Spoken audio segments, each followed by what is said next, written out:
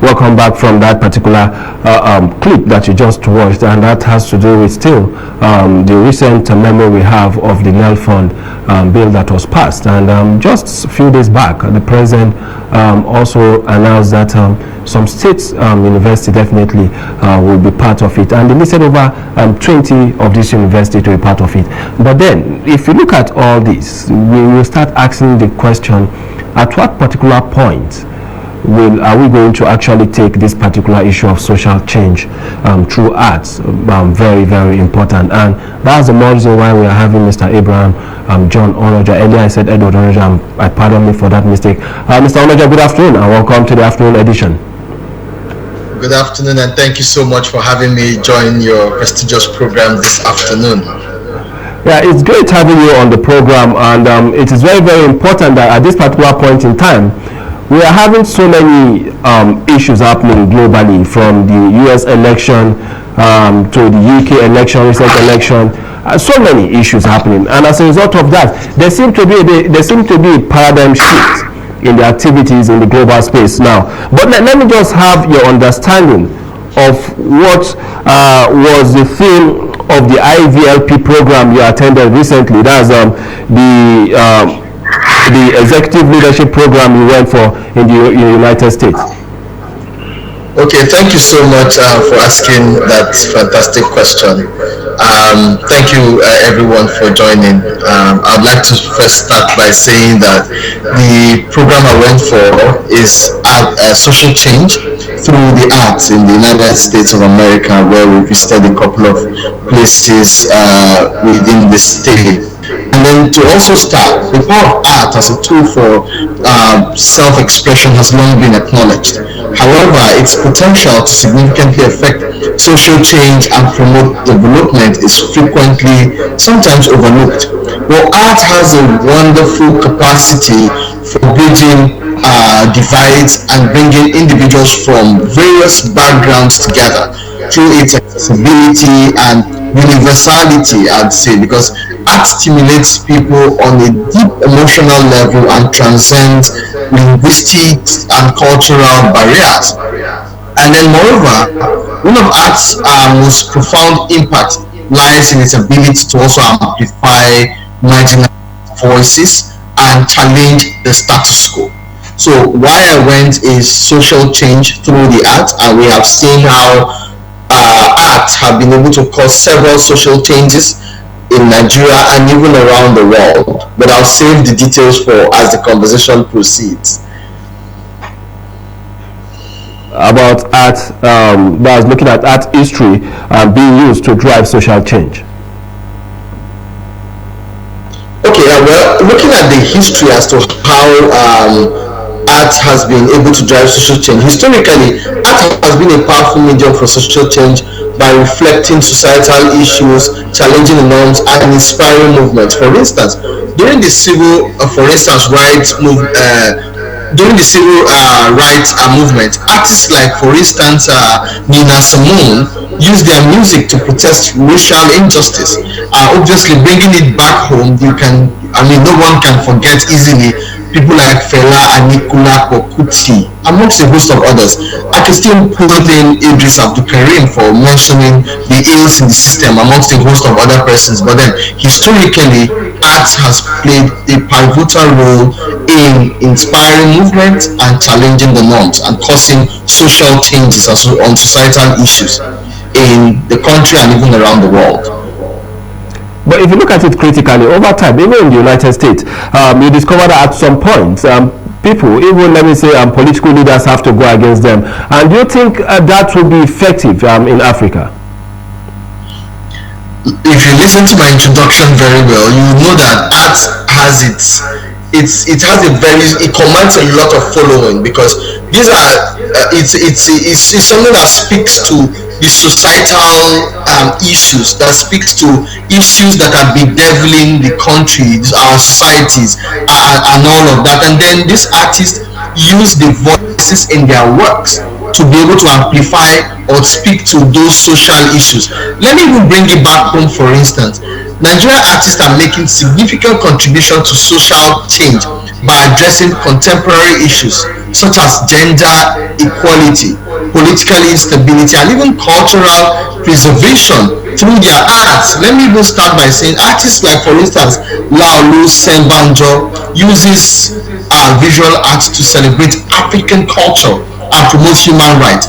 Obviously, authors like Chimamanda Adichie use literature to discuss gender and identity, sparking global conversations and inspiring activism. So now these are just few examples that I can mention to bring, so that I can further drive home the message and make it closer to, so people can easily relate to this. But then these are just some examples to show how art can drive this conversation and lead to social changes. But over time, if you look at the way and pattern we run change in the country, you discover that over time, some of these artists also, despite the fact that we acknowledge the fact that they've played a major role in terms of social change, you've also seen them attach themselves to political happenings and then taking sides on different fora. Is that the best for us to call for social change when we know that, yes, the essence of art is to actually not to inspire yourself but to inspire others to do the right thing? Well, I mean, at this point, it will be difficult for me to say that it's wrong for people to belong to social political parties or identify with certain political parties. It's not wrong, because as much as you clamor for change in society, you know that one of the very important tools to drive some of these changes, most of them which are fundamental, requires the political will. And then doing that from outside sometimes can have its own bottlenecks, it can have its own issues and all of that. But then being part of the system, being part of the process can help simplify some of these things in society and further drive home the message. If you look around us, you see that some persons who have been very active within the creative industry have tried to vie for political offices, and even some have been able to get in. For instance, I've mentioned that, for instance, Banky W tried getting into the House of Representatives, right, to represent the good people of Ethiopia, right? And then you know that someone like Desmond Elliot is currently in the Lagos State House of Assembly, right? And then he's in his own capacity able to also contribute to the growth and development of his constituents, right? So for me, I would say that it's one thing to clamor for social change, it's one thing to advocate for it, it's one thing to push for it, it's another thing to have the political will and the governmental tool to be able to further implement some of those policies and programs that can address some of those societal issues that we're speaking about. Because if you keep talk and no do, I mean, it's just going to be eventually as though you're like a toothless bulldog. So for you, or for artists who are speaking to some of these things and are able to get into office, I feel they already understand the issues. I feel they have the grassroots understanding of some of these fundamental issues that are bedeviling the country, and are poised and in better position to address them holistically, I would say. Business for those in government, or it should just be a private owned enterprise itself? No, well, governance is not a private, I would say that it's not an individual or government-owned process. I'd like everyone to get involved in it. Everyone, because art or the creative industry has huge potential, right, to drive, and it's even one of the easiest way to drive social change. Because if you look at the world today, it's so integrated, and internet or the global village have been able to amplify the voices in some of the things that people clamor for. For instance, I will not speak a lot about it, but look at the EndSARS protest, for instance. It got huge following within a very short period of time. Look at what happened in Kenya recently, right? These are all issues that people are speaking to, right? And this is even in the international community, for instance. So how did all of this happen? People obviously had to use their voices and the voices in their work to say, no, we do not want this to continue. We have been able to endure this for a long time, and we just cannot continue with this process, right? And it has to stop. And they came together, rallying around, and we are able to. If I would like to come in here, in this particular case now, looking at the situation of things, are there better ways artists can come together, uniting the country, in order for us to see that yes, because when we call for issues of artists trying to antagonize people, antagonize government, talk against government. If you look at what happened in the United States, the issue of Tupac Amaru Shakur and that of the other guy, both of them are dead now. If you look at their antecedent, there are so many issues attached to it, be it politically or not. But here in Africa, the kind of change that you think we want in our society sometimes are being overblown. Our own peculiarities here seem to be a bit different. And the best way to go about it, even if we are to use probably this modern way of using art to try to change situation of things, should it be in a situation whereby it puts us in the corner where people are agitating and then it is now affecting the governance of the day? To say that people need to come together to collaborate. People need to come together to speak with one voice. People need to come together for the common good of what the cause they are championing. The people need to come together for the sole purpose of unity, of oneness, of togetherness. I mean, there's nothing sweeter than having a united front. That way you have one voice. You can clearly, you mentioned some people in the United States who lost their lives tragically. That could have been avoided, right? They had very powerful voices through their work, right? That channel together or united would have had a very huge impact in the global market or in the global community. So not just even in the United States of America. We're speaking to them about them today because we've heard about them and their works and what they stand for, what they stood for, what they advocated for. Right, even coming back home, we have numerous talents of those sorts right back home. So my call to everyone today who's going to listen or who's listening currently is to say that come together, unite. You're more powerful together, and divided you will fall. That's what I would say. Let me give you a typical example. You pick a broomstick, it's easy for you to break it, but pick the bunch. I bet you can try from today till you know it. You can't do that. You can't Let me take you back to history. If you look at First Act 77, can you hear me? Yes, clearly I can hear you. If you look at First Act 77, it brought the country together. Sorry, I just had some cold now. Sorry, so sorry.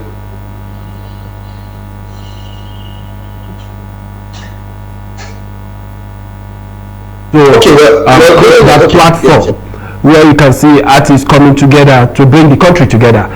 Do you think it is now the right time for the government to put up such a platform where artists can actually come, use their music, use their strength to look at the positivity in government and then how they can fashion a better country? Or you think it is very late? Or is there hope for us if we have that platform now? First, I would say that we have hope. Hope in the sense that we are almost free, or we are moving in a borderless society where people can converse, people can meet, people can discuss. For instance, we have social media that have simplified this process for us. That's one hand. On another hand, the government coming in, I support that because it provides a good platform for people to be able to speak and interact with the people that are currently in government, or a proper channel for them to be able to channel their grievances and make sure that it gets to the right persons or people that it relates to or that needs to address those social issues, right? Which is very good for me, and I support those sort of initiatives. But then at some point, you cannot be speaking to the mosquito who gives you malaria and assumes that mosquito is going to be the one to also help you not have malaria, for instance, right? Speaking to the problems in the society is better done when people come together. Well, like I said, if the government is involved, it further helps drive home the message quickly. But don't forget that we're trying to drive social changes, and some of those social changes are going to lead to a breakaway from the norm or the status quo, which some persons or group of persons might or could be benefiting from. So you don't expect that to be an easy walk in the park. It won't be that easy. So I'd rather that people come together, right? There is no law prohibiting gatherings or people being able to air their views and opinions and all of that. But then having the government involved that listens and that cares and is interested in dealing with those issues further helps the process. It further help quickly resolving those issues, right? So everyone can be able to enjoy fully the country that we so desire. To take you back to what happened in Tunisia and Morocco, I remember the Middle East spring, and so many people have argued that it actually did not bring that much needed change that those people expected. All what they saw before Gaddafi, for instance, was, oh, they are going to have joy, they are going to have so much in terms of wealth and the rest of it. But at the end of the day, they still live in misery. Look at Sudan, for instance. Those were the kind of change people agitated for, be it even in Southern Sudan. And Kenya today, it is not far-fetched that Kenya has not actually done better. So when we call for changes like this, in terms of and the rest, do you think there's that promised line? Oh, it seems like you want to say something. Yes. Please go ahead. Go ahead. I will hold you to Kenya easily. Because just like how you have social changes, it's not as though it's something that has been something that you have done before, you have tested the waters in. It's going to be a completely uncharted territory, if I would put it, because the Arab uprising, not as though some of the things they were clamoring for, they did not know it, but then how to get there was difficult, and then eventually maybe they fell into other wrong hands that is further mismanaging the resources or that are further manhandling the people and all of that. But clearly, you can see what's happening in Kenya. People are fired. People resign. People are now taking responsibility for the maladministration that they have meted to the people over time. That is what we're talking about. Those are social changes that people are looking for. You can hold the government accountable. You can say, no, we don't want this policy. It's not in our interest. Or we're suffocating. We're dying. And you make it look like you're not listening to us. Those are ills and issues in the society that people would like addressed. Now to hear that the president now, okay, you're back. Okay, please, you can go ahead. Sorry, we had network glitch just now. Oh, okay. To hear that the president is now cutting costs, reshuffling cabinet, and then removing people that are not. We seem to have lost your voice, and if you can hear me from end, I think that is very important that we get that fixed. But then looking at the situation of things now in the country, and the expectations for us to actually get it right has been there for some time now. If you look at Nigeria since 1999 to this particular point in time, so many people must have also argued that yes, we may not have gotten it in the first half very well, but it seems like we are in the right direction. But then one of the most disturbing aspects of social change is that at some point it still favors the bureaucrats who the change is actually supposed to affect. What's your take on this? Change in itself is not as though it is completely oriented. Some of it you have to pay the price for it. Some of it you have to fight for it. Some of it you have to go all out there for it, right? Where are we at the moment? People have been saying that government policies in recent times have not been so supportive of the average man on the street. Are we trying as a people? Yes, we are being understanding with the government to say that to fix the problems, we know that it's not something that just happen in 24 hours or 48 hours. Some of these issues would need an immediate action, short-term plan, and the long-term plan, obviously. Take for instance subsidy. While Jonathan government was trying to remove subsidy, everyone went to the street. But I mean, we knew that subsidy would go at some point, but then people were not sure how this would happen or how this would work.